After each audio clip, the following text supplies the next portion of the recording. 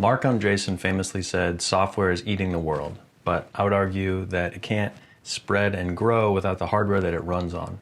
And computer architecture is made up of little building blocks of transistors, which are sort of like the fibers in the paper that you write on with a pen. Just like asking what a tree needs to grow, it's helpful to understand the ones and zeros that go into calculating the sum or the product of two numbers. I want to share with you 3 lessons that I'm explaining as various laws, but I'm applying them to electronics and projects that I've built. In my 20s, I worked on one too many products where someone else told me what could and couldn't be done. They explained the technical feasibility. I went back to grad school to learn about consumer electronics, but mostly I just learned how much can be self-taught.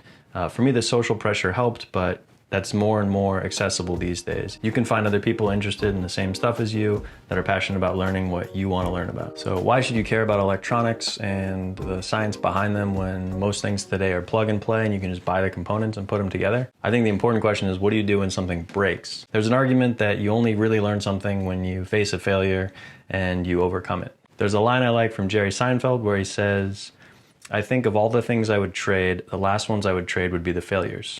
Jerry Seinfeld also said, if a book about failure doesn't sell, is it a success? The first lesson is the law of repeatability. What does that mean?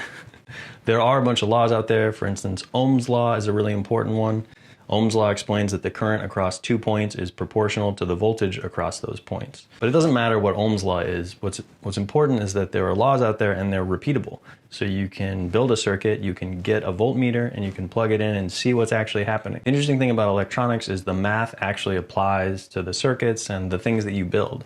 If something doesn't turn on, you can actually measure what's happening and figure it out. Electrical rules are consistent and repeatable, and it's really satisfying to learn them and then apply them to actual circuits or things that you're building. I actually use this law of repeatability in life. I found when I face a problem, I can usually get to the root cause or find a solution that helps me move past it. So one example in the real world is an LED circuit where you have to get the current and the voltage just right so that it can turn on. When it does turn on, it's really satisfying, even though it can be a lot of work. So the second lesson is Newton's third law and interaction. You've probably heard of Newton's third law, which states the force between 2 objects exists in equal and opposite directions. I'm talking about Newton's third law and how it relates to things you interact with. So the example of this is Christine Sunu, who is a writer and designer, and she gives this TED Talk about these plush robots that she's built.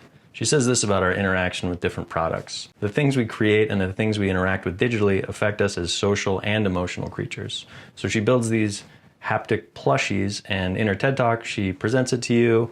It wiggles around and kind of draws these cute comments from people. But then at the end of her presentation, she breaks the robot and kills it. And a lot of people are really upset. When you take a product and you press a button and you interact with it, particularly if it transcends digital and physical and you have more of a connection that's sort of outside of our perception of the physical things, you sort of feel this connection, you imbue a little emotional value into that thing. You can see the emotional connection to gadgets when people choose to fix a watch that would actually be cheaper to replace. You can probably think of some other products that you would rather fix than replace. Some people really love their super old phones. I have an emotional connection to our espresso machine. And actually just this week, I took it apart so that I could clean some of the hoses because I wanted my espresso to come out just the way I like it. The third lesson I've got for you is Fleming's right-hand rule, but for projects. Fleming's right-hand rule is a little advanced.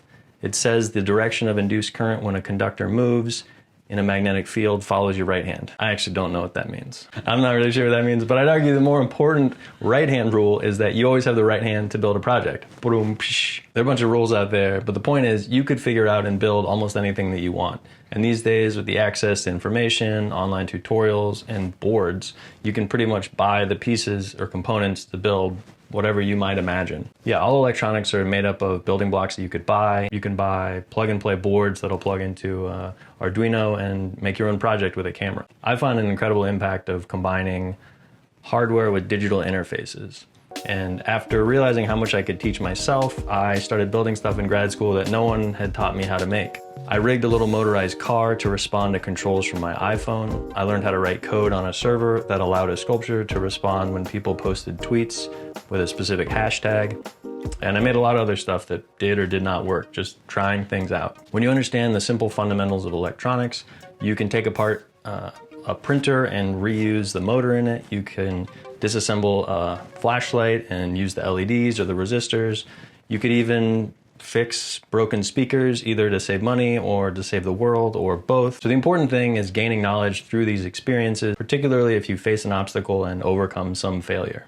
As far as teaching yourself how to build stuff, I like this book, Making Things Move, which talks about examples of projects with motors, with electricity, simple circuits.